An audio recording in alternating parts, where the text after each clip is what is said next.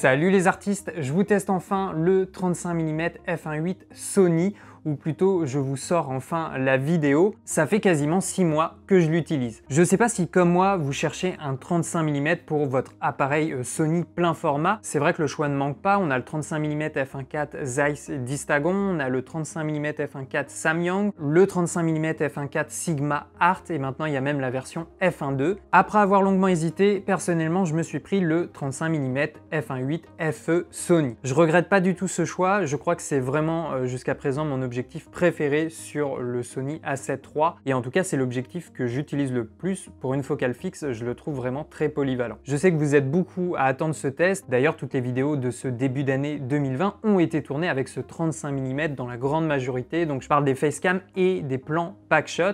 D'ailleurs l'introduction que vous êtes en train de regarder actuellement est tournée au 35 mm f1.8 sur le Sony Alpha 7 III. Donc l'idée dans ce test, on va parler un petit peu de l'ergonomie de l'objectif et puis surtout je vais vous montrer des photos, des vidéos, on va voir dans quel cadre on peut l'utiliser, comment fonctionne l'autofocus et puis on va faire aussi les tests habituels pour tester le vignettage, la distorsion, les aberrations chromatiques ou encore le piqué. Et puis à l'issue de ce test, peut-être que ça va t'éclairer pour un futur choix d'objectif. Allez, on est parti!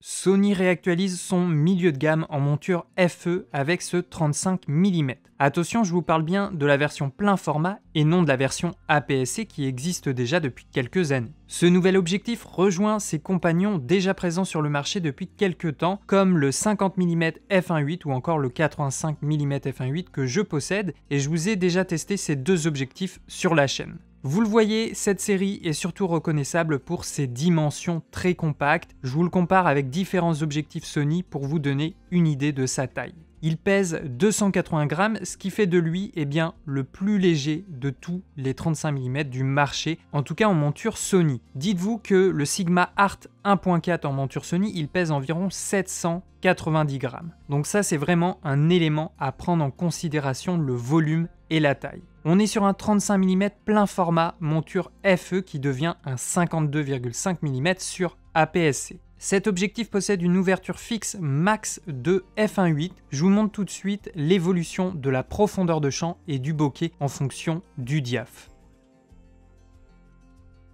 Voilà, je remontre aussi quelques vidéos et photos à pleine ouverture.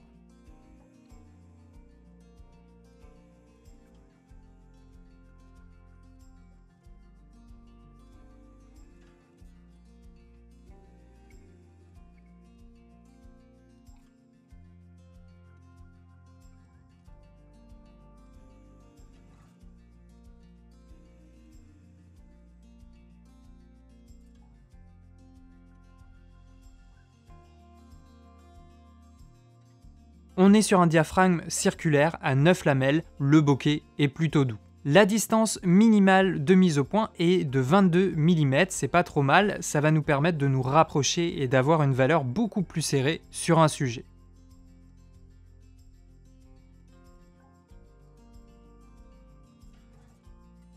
Au niveau du diamètre de l'objectif pour les filtres, on est sur du 55 mm. Là, j'avoue que je trouve ça un peu dommage. J'aurais préféré du 67 mm comme c'est le cas avec son grand frère, le 85 mm, comme c'est le cas avec une grande majorité d'objectifs. Ensuite, ce 35 mm n'intègre pas de stabilisation optique. Il faudra vraiment compter sur la stabilisation mécanique de votre boîtier. Je vous montre quand même une comparaison avec et sans. Après, le fût de l'objectif est plutôt simple, on n'a pas de bague de diaph ni aucune indication de mise au point. On a un clutch autofocus mise au point manuel ainsi qu'un bouton de verrouillage de la mise au point qui est personnalisable dans les menus. L'objectif est conçu pour être résistant à la poussière et à l'humidité dans une certaine mesure. Au niveau de la mise au point manuelle, on a une réponse linéaire, le changement est assez fluide, il n'y a quasiment pas de focus breathing.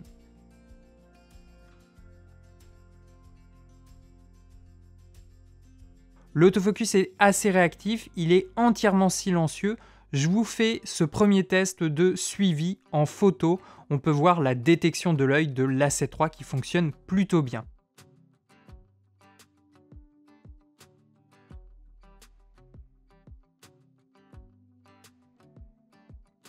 Et puis à contre-jour, ça fonctionne aussi. Alors il y aura un peu plus d'hésitation selon vraiment les conditions lumineuses.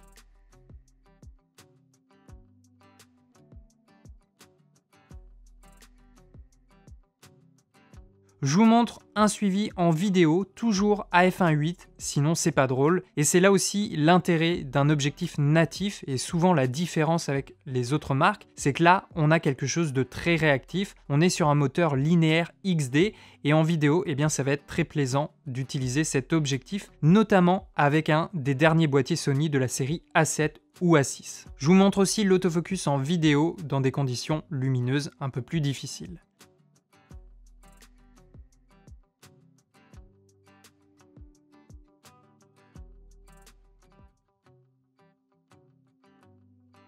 L'objectif en lui-même est assez bien traité, on a relativement assez peu de flares ou d'images fantômes. Au niveau des distorsions, on a une très légère déformation en coussinet, mais ça reste assez léger. Côté vignettage, à pleine ouverture, on en a un petit peu. Il faut attendre f4, f5.6 pour le voir un peu diminuer, mais il a l'air quand même assez persistant, même à des ouvertures plus fermées. Côté aberration chromatique, on en a un peu, notamment à grande ouverture sur des scènes très contrastées.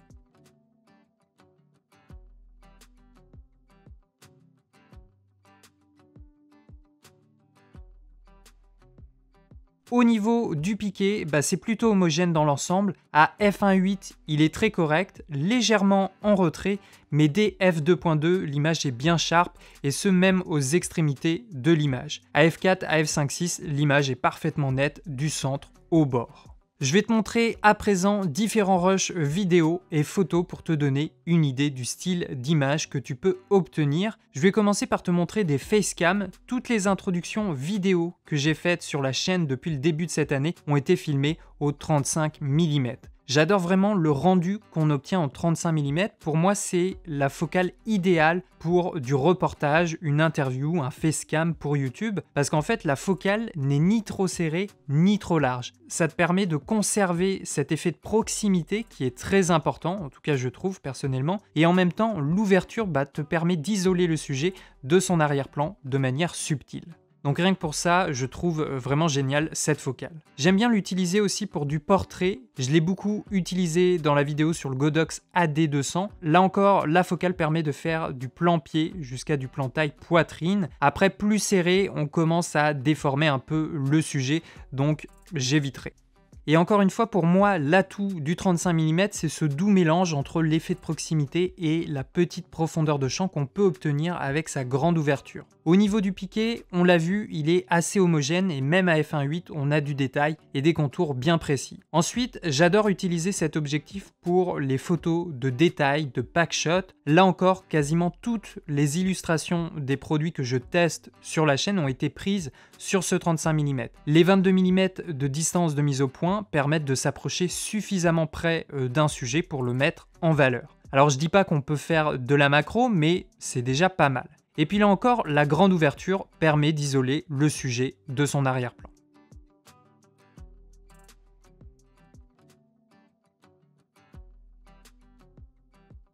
Ensuite, l'autofocus est vraiment plaisant à utiliser, surtout combiné aux performances de l'A7 III. L'ensemble est très réactif et on a assez peu d'hésitation à l'utiliser. Au niveau du prix, on le trouve pour l'instant aux alentours de 640 €, ce qui est peut-être un peu cher à première vue, même si le 85 mm f1.8 de la même série se trouve aux alentours de 600 €. Le Sigma Art 1.4 Sony se trouve environ à 780 €, donc on n'est pas très loin non plus. Par contre, la version 1.4 Zeiss est toujours très chère, à plus du double de la version 1.8, donc ça fait relativiser un petit peu le prix de cette nouvelle version. Du coup, je te donne mon avis sur cet objectif.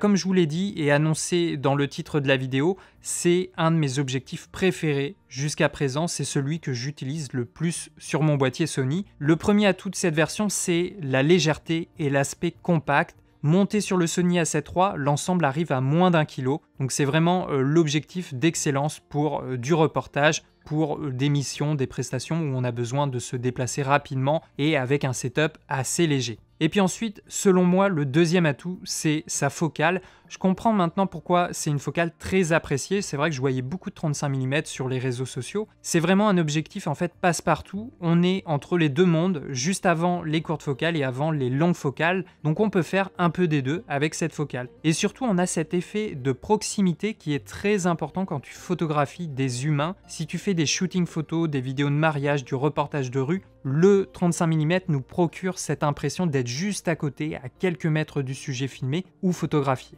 Finalement, ce qui va faire aussi votre choix entre tel ou tel 35 mm, ça va être l'ouverture au f1.4 ou encore f1.2 sur le nouveau Sigma. Oui, tu auras une profondeur de champ encore un peu plus petite, une séparation plus importante entre le sujet et l'arrière-plan. Mais bon, je trouve que déjà à f1.8, on est pas mal, on peut isoler un sujet et en même temps, l'angle de champ nous offre un peu plus de contexte. Donc voilà un objectif que je conseille si vous cherchez une focale fixe type reportage pour du facecam, du YouTube, de l'interview ou encore des mariages. Ça peut être, je pense, un objectif très intéressant. Alors il est loin d'être parfait, le corps de l'objectif est très simple, ça manque un peu d'indication pour le point, on n'a pas de bague de diaph, on a un peu un vignettage persistant, un peu d'aberration, mais le piqué est plutôt bon et homogène. Si j'ai l'occasion, j'essaierai de vous le comparer avec les Sigma en monture FE. Voilà pour le test du 35 mm f1.8 Sony. Je vous mets les liens du produit dans la description de la vidéo. N'hésitez pas à passer dans les commentaires pour donner votre avis.